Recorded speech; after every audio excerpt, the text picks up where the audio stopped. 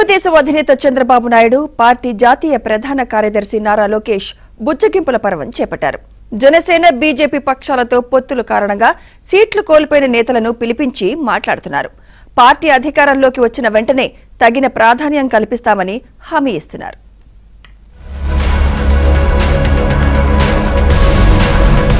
ఎన్నికల నోటిఫికేషన్ కు 4 రోజులు మాత్రమే గడువు ఉండటంతో తెలుగుదేశం సమాయత్తమవుతోంది. బీజేపీ జనసేనలకు కలిపి 31 అసెంబ్లీ స్థానాలు, 8 లోక్సభ స్థానాలను టీడీపీ కేటాయించింది. ఈ రెండు పక్షాలకు 31 అసెంబ్లీ స్థానాలు కేటాయించడంతో ఇక్కడ సీట్లు కోల్పోయిన వారందరినీ టీడీపీ అధినేత చంద్రబాబు నాయుడు పిలిపిస్తున్నారు. ఉమ్మడి పశ్చిమ గోదావరి జిల్లా ఉంగుటూరు నియోజకవర్గం ఇన్ఛార్జ్ పార్టీ అధ్యక్షుడు గన్ని వీరాంజనేయులను చంద్రబాబు పిలిపించారు. ఉంగుటూరు నియోజకవర్గం నుంచి తెలుగుదేశం పోటీ చేయాలని, గన్ని వీరాంజనేయులకు టికెట్ ఇవ్వాలని గత ఆదివారం పార్టీ కేంద్ర కార్యాలయానికి పెద్ద ఎత్తున కార్యకర్తలు తరలివచ్చి విజ్ఞప్తి చేశారు. ఈ నేపథ్యంలోనే వీరాంజనేయులను చంద్రబాబు పిలిపించి మాట్లాడారు. పొత్తుల కోసం త్యాగాలు చేయక తప్పదని స్పష్టం చేశారు.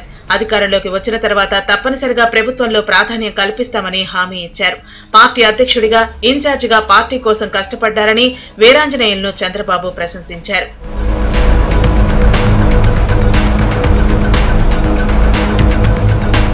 పశ్చిమ గోదావరి జిల్లాలో గోపాలపురం పార్టీ ఇన్ఛార్జ్ మద్దిపాటి వెంకటరాజును కూడా చంద్రబాబు పిలిపించారు.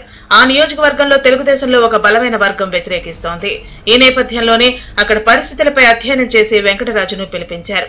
వెంకటరాజును ఆ నియోజకవర్గం నుంచి తప్పించే అవకాశం ఉందని ప్రచారం జరుగుతోంది. దీంతో చంద్రబాబు, లోకేష్ తో వెంకటరాజు చర్చలు ప్రస్తుతం ప్రాధాన్యం సంతరించుకున్నాయి. మరికొంతమంది నేతలను కూడా చంద్రబాబు, లోకేష్ పిలిపించి మాట్లాడారు. అదేవిధంగా కొంతమంది నేతలతో కూడా చంద్రబాబు ఫోన్లో మాట్లాడి బుజ్జగించారు.